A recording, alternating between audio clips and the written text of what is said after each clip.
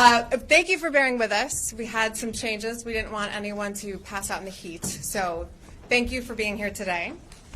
My name is Dawn Huckelbridge.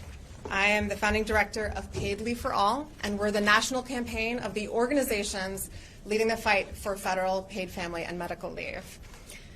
I want to thank you all for being here as we deliver a petition to pass paid leave from constituents and voters across the country to every office in the House and Senate today. And as we acknowledge the elected officials who have been our champions. We are celebrating historic progress that we have made both inside Congress and out, and recommitting to getting the job done. I want to thank the Paid Leave for All Steering Committee. There's a lot of us. Some of them are behind me. Some of them are here. A lot of them are watching and listening. And also our friends at Glamour, who have used their platform to partner with the movement in a way that I don't think has really ever been done before.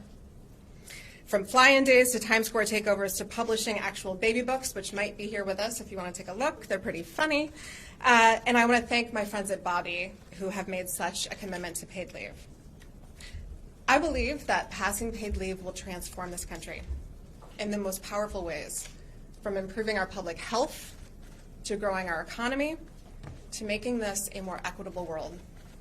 America agrees. This election year, we want to be very clear that issues like paid family and medical leave, child care, aging and disability care, and reproductive freedom, these issues of freedom and family are top of mind for voters from all walks of life. Public support and urgency is at record highs across demographics. Reproductive freedom and economic freedom are both on the ballot. These are top of mind because, as our petition states, there is a human cost to the lack of paid leave, and families are the ones paying it. I would emphasize disproportionately that means women, and women of color most of all. Throughout the day-to-day, we are lifting up those costs in money, in time, and experiences.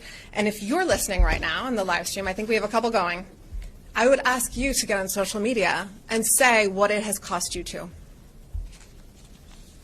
Women will decide this election, as they pretty much always do. And this year, Paid Leave for All Action is choosing not just to bet on them, but to invest in them. And we'll be announcing in the coming days how we are growing our action arm and expanding our field footprint to meet this moment. But the progress is not just on the outside, it's also in this building. Every member that is here, some coming and going, so we're going to roll with it, has done something powerful and often unprecedented for paid leave. Sponsored a bill, chaired a committee, launched a caucus or a working group for the first time, shared their story, or helped pass paid leave in the House of Representatives for the very first time.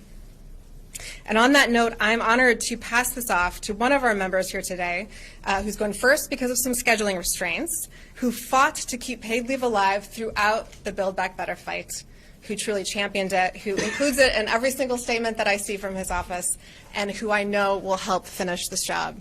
Congressman Richard Neal. Thank you. Thanks. Thanks, Dawn, very much, and to all the folks at Glamour and to the familiar faces that are here today as we continue our advocacy. I think one of the lessons in life that we all learn is that when you reach your potential expands. So we got to the goal line the last time. Now we need to get over the goal line the next time. This is a truly family issue. I'm often asked what my plans are for 2025 if we prevail, and we have been having those meetings now for almost 4 months regularly with the tax staff and the continued efforts of the Ways and Means members. And I want to point out that we were able to get this out of the Ways and Means Committee through Build Back Better.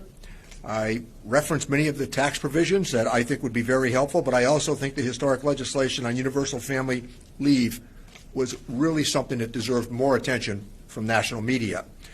Transforming our economy, and this is an economic issue as well as a family issue and an American factual issue as well.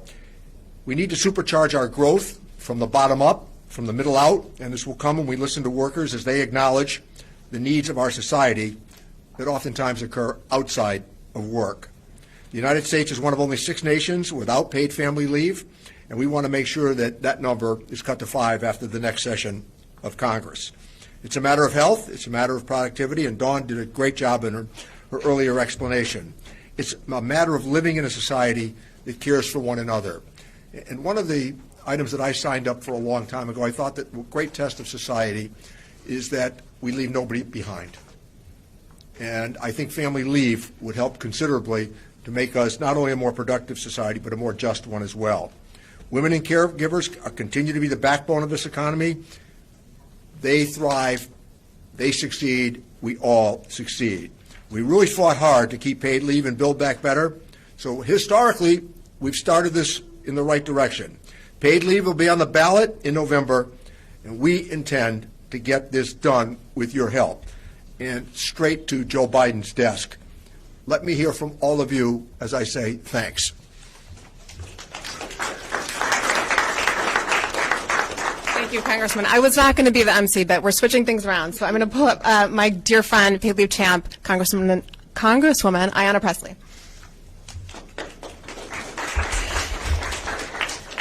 Thank you, Dawn. Thank you. Thank you, Dawn. Thank you to the Paid Leave for All coalition, and thank you to my colleagues and each and every one of you for being here today. Like so many of you, caregiving for me is personal. I want to begin by centering my mother, my forever shero, may she rest in peace and power, Sandy Pressley. My mother lived with CLL leukemia. She worked in corporate America, and because she had a fear of losing her job, she was not honest about the many medical appointments that she needed to meet in order to maintain her wellness and to keep her leukemia in remission. And because of that fear, unfortunately, I think it cost her life. She was afraid of losing her job, didn't go to medical appointments, and so by the time she was getting the help she really needed, her leukemia was at an acute stage. My mother was my shero. She gave me my roots and my wings. She held down many jobs to make ends meet, but she would always remind me that the real work, the essential work, the work with a capital W, is the work of uplifting our community. I was my mother's caregiver during her leukemia battle. It was a labor of love, but it was labor. It was a devastating and heartbreaking honor to care for her in her final days and weeks, to center her dignity, to work hard to try to extend her life on those final days that she shared with us on earth before she transitioned. And it was a blessing that during that time, while I was laboring in love as my mother's caregiver, that the senator that I worked for at the time said, "Take the time you need. Your job will be here." My mother was my world. I can't imagine what it would have been like to lose the job that I loved while I was also losing a parent who loved me so deeply. But that is the shameful reality for thousands of people across our country. It's a simple concept, really. In a just America, we would care for our people. At some point, we will all need to care for someone or to be cared for. In a just America, we would care for our caregivers. And whether that's welcoming a new baby home, going through a cancer battle, or providing care for an aging parent, federal policy should exist to stabilize families and communities through these major life challenges. But the status quo in America today is stark.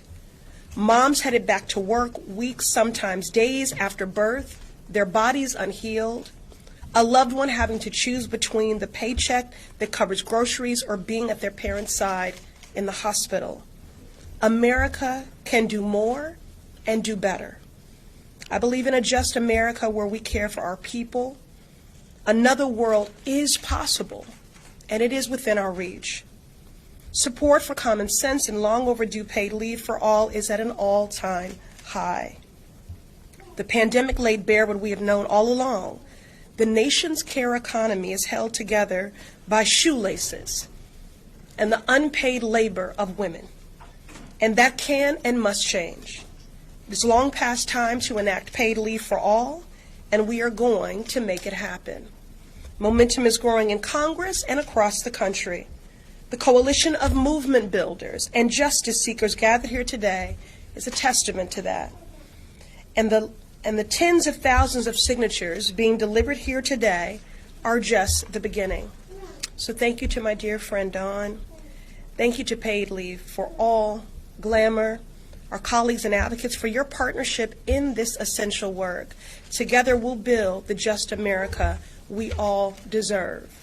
Thank you. And I think now I'm going to pass it to Paid Leave champion, a wonderful lunch date, editor-in-chief of Glamour, Sam Barry.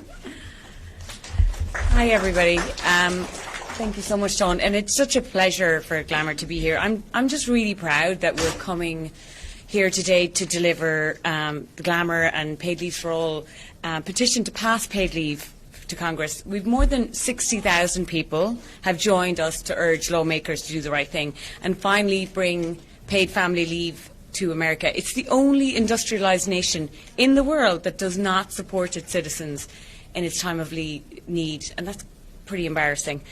This year marks Glamour's 85th anniversary, and we've always been so much more than a magazine. We've been a source of enlightenment and entertainment, a destination and a community, and we have, over the last 90 years, really brought women together, both in our magazine, online and in person. It's not the first time we've come to DC. We have for many decades for different things that we care about, and nothing unites our readers more than fighting for a just world.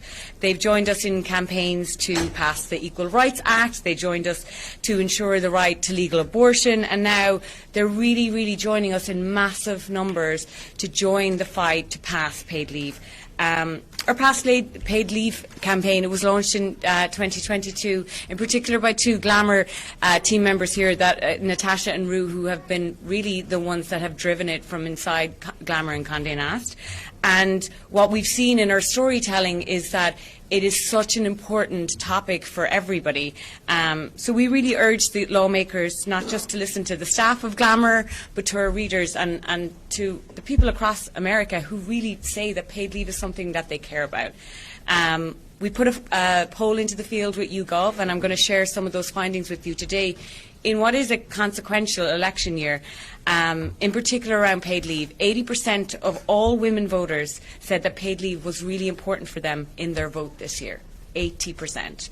And we know it's more vital than ever. 48% of women go back to work within 6 weeks, according to the poll that we put out to the field. That 6 weeks is before their first major medical checkup. It's long before the recommended time for any physical and psychological healing. I just got back from Europe, and when I tell people that there's no paid leave in America, they just are so surprised. Paid family and medical leave is vital. We know it's vital for the health and well-being of women, of families, and of our nation. And we know it's time that we passed it. So it's my great pleasure to be here with Paid Leave for All, with the representatives, with everybody in this fight, because we know it's more important than ever. Thank you so much. Thank you, Sam. So I think next, my good friend, colleague, and the Paid Leave for All campaign, Kristen Rao-Finkbeiner from Moms Rising. Thank you so much. When my son was born with a primary immune deficiency, I lost my job. Like hundreds of thousands of moms, I didn't have any paid family medical leave for when a new child arrived or for a health crisis. My son was both a new baby and a serious health emergency. I was raised by a single mom who always drilled into me just how important it is for moms to be able to put food on the table. And there I was, pushed out of the labor force, isolated, and dare I say, absolutely irate. Why irate? Because I wasn't alone. Who here is a mom? Who here has ever had a mom? We are not alone. I was irate because 3/4 of moms are in the labor force, working in much-needed jobs. Yet most working moms and working people in general have no paid family medical leave. In fact, 90% of low-wage workers have no paid family medical leave. I was irate because if my situation had happened to my own mother, it would have been a nearly unrecoverable event. I was irate because luck alone should never determine if a child can thrive. I was irate because 57% of births right now, according to the Johns Hopkins University, in the millennial population, are to single parents, and single parents have yet to be respected or recognized in public policy. I was irate because the cost, the extreme cost to moms, to families, to businesses, and our economy as a whole is astronomical. Let me be clear today with something that everyone in this room knows. This crisis is not a failure of moms, as it is commonly framed. This crisis is a crisis of national policy, and when this many people are having the same types of crisis at the same time, we don't have an epidemic of personal failures. We have national structural solutions that we can and we actually must solve together. Every day that our nation is without a comprehensive paid family medical leave is a day with big costs. It's a day where moms lose much-needed jobs or are forced back to work within days or weeks of giving birth, where workers facing serious health crises can't take the time they need to heal, where children with cancer are struggling alone in hospital wards without their parents there to comfort them, where seniors are without loved ones to hold their hands in their last breaths, where our maternal infant mortality rates are rising, and where businesses incur massive expenses because of employment overturn. Every day without paid family medical leave is a day where we fight to rise and rise again until we have this critical policy in place. Yes, this situation is critical. We are applauding, and America's moms are applauding, the Biden-Harris administration and Democratic leadership in Congress for doing everything possible to make sure that we finally pass paid family medical leave. But we have big barriers to get across, and I'm going to name one of them.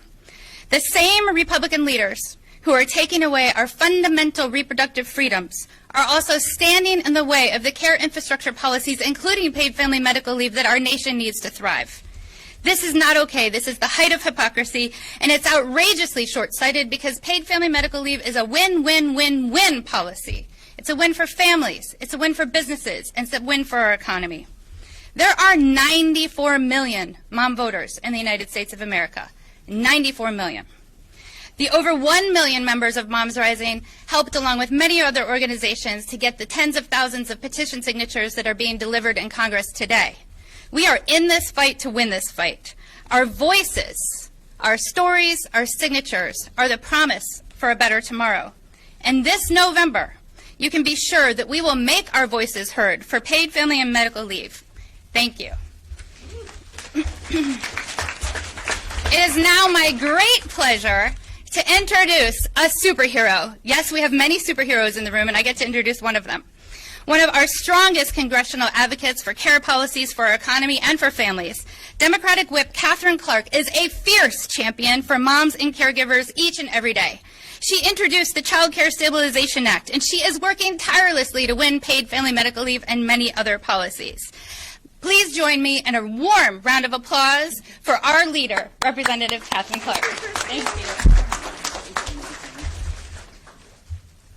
Wow. Thank you, Kristen. If you want this issue set forth, just listen to her words. I am so proud to stand here with Kristen, with Glamour, with so many friends and colleagues and advocates who are making one thing crystal clear. It is time for an economy that works for working families, an economy with paid leave for all, an economy where bonding with a newborn isn't a privilege, it's a right. Where taking time off to care for your loved one will not cost you your job. We have over 60,000 Americans who have signed this petition calling on Congress to act, but we know they represent millions and millions of Americans. We know the American people have made themselves clear. They should not have to choose between keeping a job and caring for a loved one.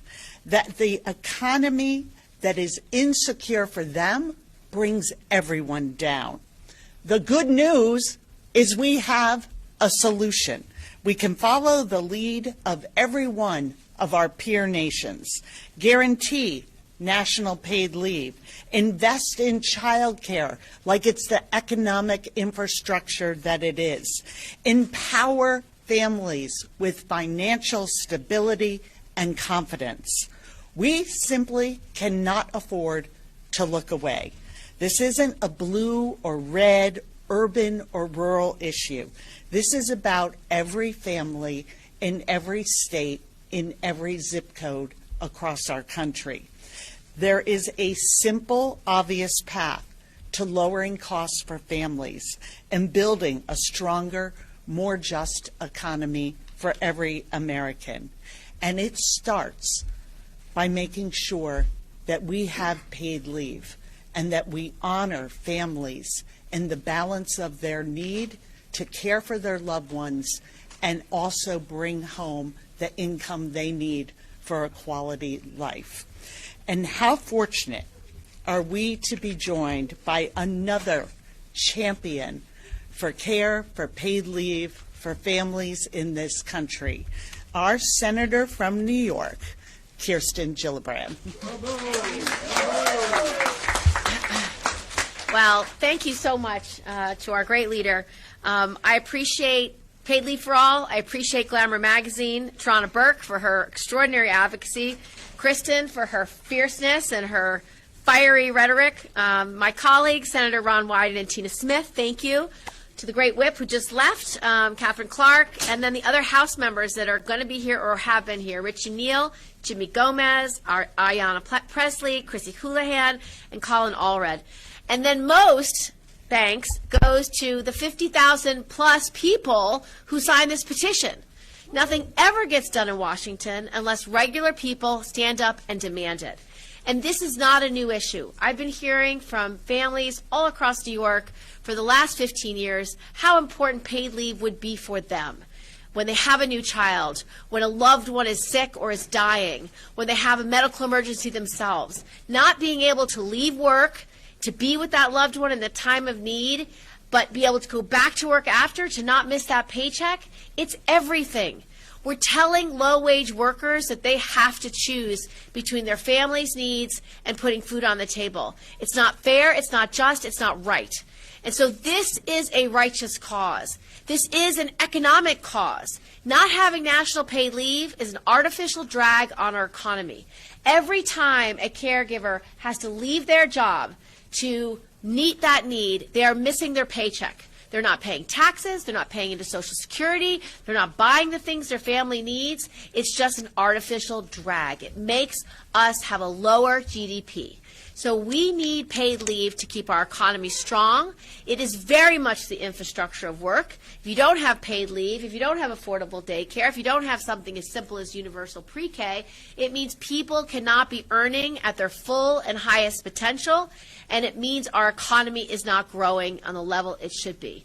And worse to all that, it means people who are sick or dying or a new infant or a needing child does not have their loved ones around them to care for them. We are a country of values. We have a country of morals. There's no clearer moral choice than actually pushing and passing a national paid leave bill. We are the only industrialized country in the world that doesn't have it. It is time to get this done, and we will pass national paid leave.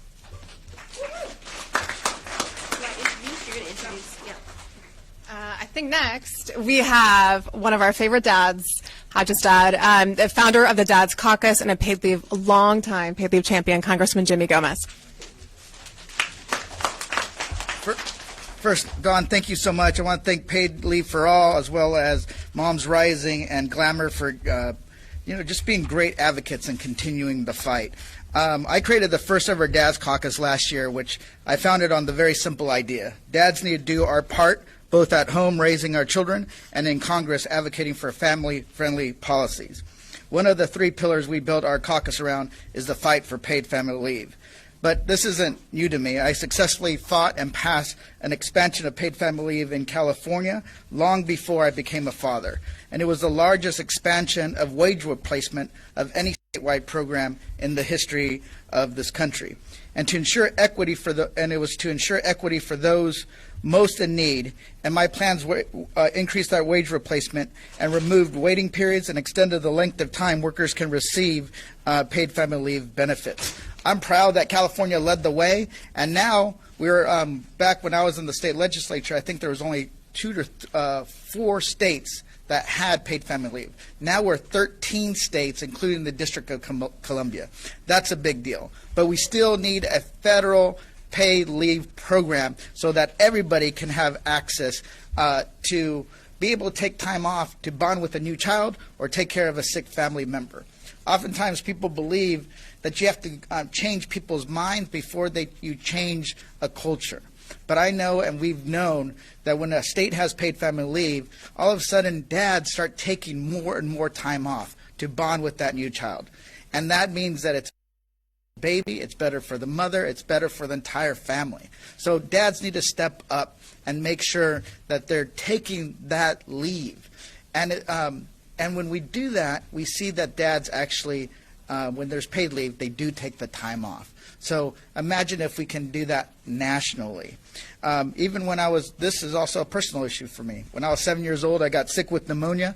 I spent a week in the hospital. And because of that 1 week stay, my parents mixed shifts from work as well as extra hospital bills, almost bankrupted my family. My parents didn't want to leave me alone in the hospital in order to go to work. But that's like most parents. Most parents wouldn't leave their child overnight in a hospital for a week, even for a day. So we want to make sure that this program is there for these families that have no choice but to work in order to make a living so that they can support their families. I think we can get this done, but that means that every single member needs to step up and fight for paid family leave. The Dad's Caucus, we have 35 members, actually 37. 2 joined as of last week. They came up to me on the floor and said, hey, I want to join the Dad's Caucus. I said, you have to support 3 pillars: paid family leave, the enhanced child tax credit, and affordable child care. If you support those, you can join. And so they gave me their commitment. So and 3 of those members are going to be now U.S. senators, hopefully starting next year. Adam Schiff, Andy Kim, and with a little hard work, Ruben Gallego in the state of Arizona. So now we're not only we're going to be bicameral. Soon enough, we'll be announcing that we will also be bipartisan. And it was based on those pillars. You have to support those 3. Because if you want to be pro-dad, pro-family, pro-mother, you have to put your money where your mouth is. It's no more, you have to walk, you have to walk the walk, not just talk the talk. And that's what we're pushing, because when we do, we're going to make this not only a better place to live, but our families are going to thrive. So I just want to say, listen, I recognize that this issue was led by women for a long time and for mothers. Rosa DeLauro was fighting for paid family leave back in the 90s when it was considered a fringe issue. Think about it. It was a crazy issue. It was so out there because they deemed it a women's issue only that it was considered fringe. But as with most issues in this country, people think when you first present something, it's crazy, it's fringe. Then it becomes, not practical, it's too expensive, you can't do it. But then it becomes common sense. And I believe that's where we're at. It's common sense that people should be able to take some time off to bond with a new child or take care of a sick family member. So with that, thank you so much for everything you've done. It was a good transition. On the note of common sense and bipartisan support for this issue, I'm so pleased to bring up one of our champions who launched the bipartisan working group for paid leave and has also worked to expand paid leave already for military families. Representative Chrissy Houlihan.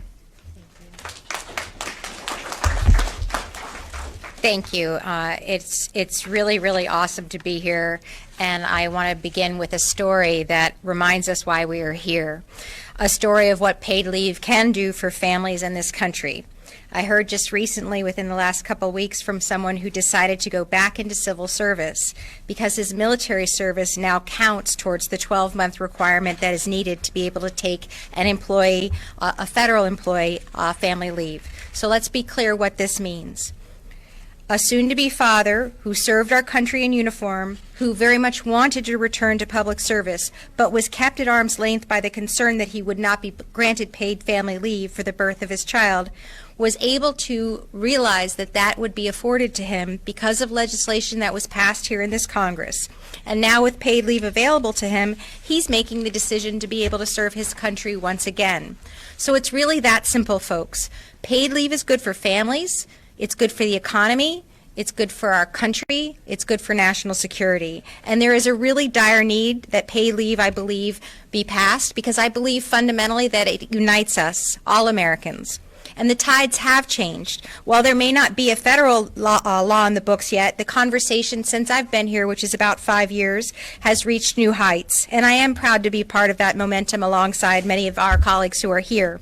The federal government does realize that it's irresponsible not to act, and we are continuing to work towards comprehensive national paid leave infrastructure that will finally put the U.S. on par with other leading global economies. But while that work is going on, I will continue to chip away bit by bit and opportunity by opportunity to have increased paid leave. And I'm proud to have done this through the NDAA and other vehicles that head to the President's desk. We've been able to secure paid leave for over 4 million Americans, including all federal employees and all military families. Paid leave changes lives, but I want to be specific about the lives that it changes the most. We need all workers, especially the lowest wage workers and hourly workers, to have access to it as well.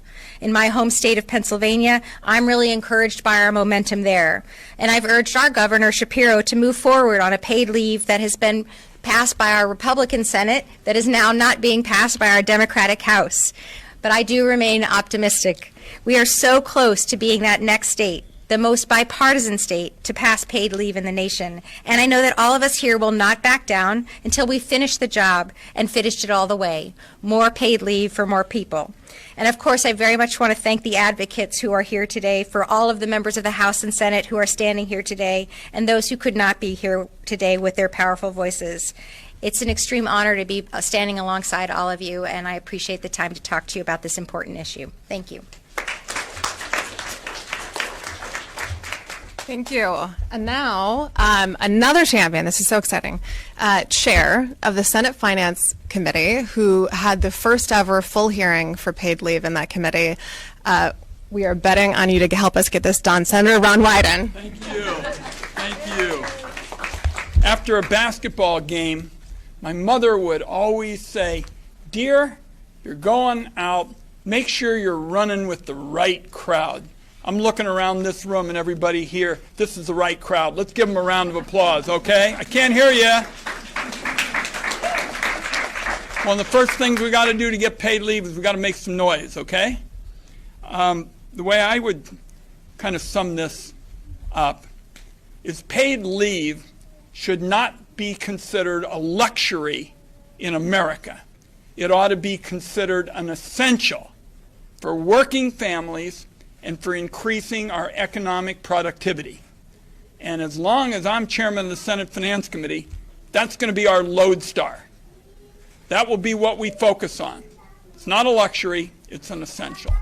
And the reason I come to that place philosophically is I look around everywhere I go, at home, anywhere else in America, and I see so many people walking an economic tightrope. Every single day they're trying to figure out how to make the bills get paid. And they're trying to figure out how to balance all these things, taking care for an older parent, taking care of a kid, and still pay the rent and still buy groceries. And I think in a country as strong and rich as ours, we can do better. We can avoid forcing those families into these horrendous draconian choices that the rest of the world has pretty much figured out how to do. It'd be one thing if I was showing up as chairman of the Finance Committee and asking people, oh my goodness, you got to do something nobody's ever done. I'm showing up and I'm saying, folks, we're playing catch-up ball. We're playing catch-up ball with the rest of the Western industrialized world. So I'm thrilled to be here with all these good people. Senator Gillibrand, Senator Smith are our leaders in the United States Senate. And I'm so lucky to be running with the right crowd, as my mother said. and we're going to run at this issue until we get it done, because it's high time. Thanks, everybody. We have two more, I think. Excellent speakers, so stay tuned. But I do want to pass it to another champion in the Senate who is working with her counterpart in the House to expand access to leave, Senator Tina Smith. Thank you. Thank you, everyone. Well, I want to just join in thanking my colleagues, especially Senator Gillibrand in the Senate, for leading the charge in the Senate on the Family Act. And I especially want to thank all of the activists and organizers in the room, because your voices are so powerful, and we need your voices to get the attention of colleagues here in Congress so that we can finally have a paid family and medical leave in the United States of America, which is exactly what we need. You know, by some estimates, 19% of workers in this country, only 19% of workers in this country have access to paid family and medical leave. And when I was a young mom myself, working with my husband to raise our two sons, Sam and Mason, I had a flexible work schedule. And so we just kind of figured it out. But not everybody has that same flexibility. And I am thinking of the Minnesotans that I've spoken to, women who are working hard service jobs, who literally were making a decision about going back to work 24 hours after they delivered their child, because if they didn't do that, they were going to lose their job, they were going to lose their opportunity to take care of their family, they were going to even potentially lose their home. This is the choice that people are making. You know, there's a sociologist in this country named Jessica Calarco. I love what she writes about. And one of the things that she said is that other countries have safety nets. The United States has women. Think about what that means in the life of millions and millions of women who are working hard every single day to figure it out, to put it together. And it's not just women, it's men as well that are working hard to not only take care of children, but to think about how you can be there for your aging parents, for somebody who is ill and needs to be in the hospital, or somebody that needs to be recuperating at home. These are the real life impacts of folks that folks are experiencing every single day. So your voices are strong. We need your voices out there, raising awareness, getting attention, so that we can finally deliver the results that Americans expect, that all people expect in this country, that everybody should have the freedom and the opportunity to take care of their own family in the way that they know best without sacrificing their very economic stability in life. Thank you so much, everyone. And before I turn it over to our last very special guest, I wanted to just draw attention to the science behind me.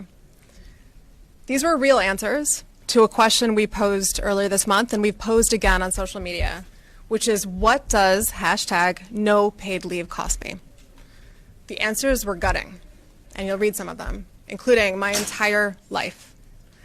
We're encouraging everyone watching along, put in your comments, post on all of your platforms and feeds. What did it cost you, your family, your business, in terms of money and time and experiences, not to have the guarantee of a federal paid leave program? These are the issues top of mind for voters, as we said, and we believe this election year we need to build more muscle, and more muscle across our movements. And so to that end, I am so honored to bring up a new friend, but not a new friend to the CARE movement, founder of the Me Too movement, Tarana Burke.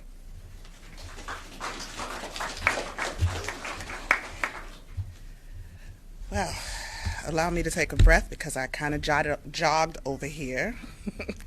And y'all know how hot it is outside.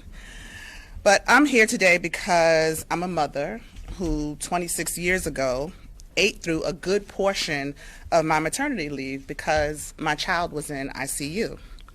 After my delivery, I actually had the benefit of a flexible job and work environment.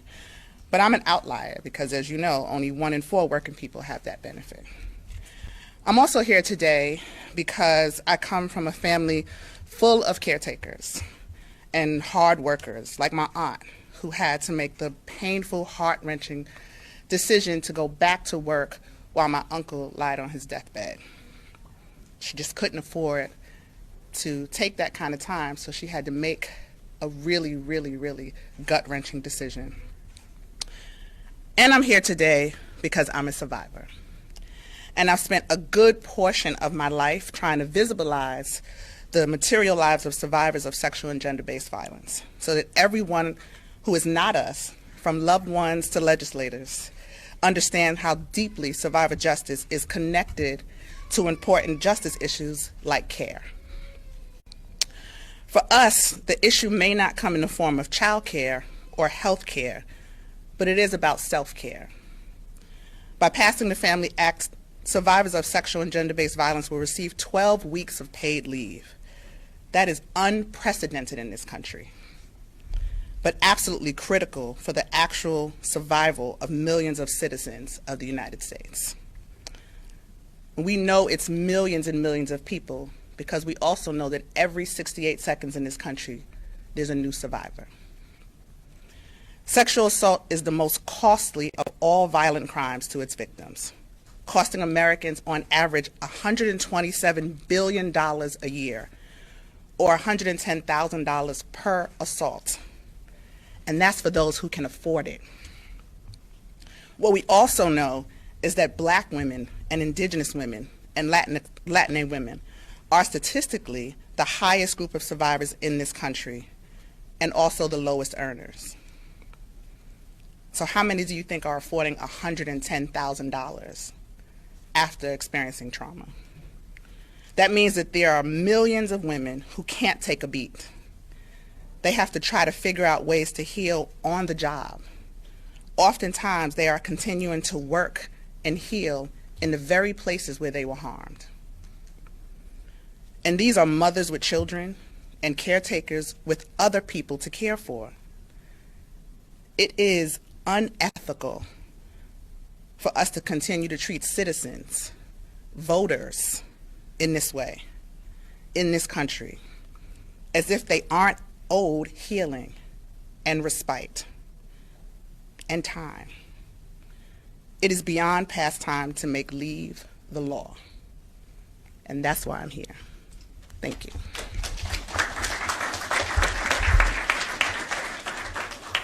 Thank you to everyone, including the children, the families from the Paid Leave for All Steering Committee who are here. Thank you all. And for everyone listening, as I said, hashtag no paid leave cost me. I hope I said it right the first time. You can follow along on our feed today. We want everyone listening to be a part of this. This is a movement about the power of the people. Thank you all. More to come.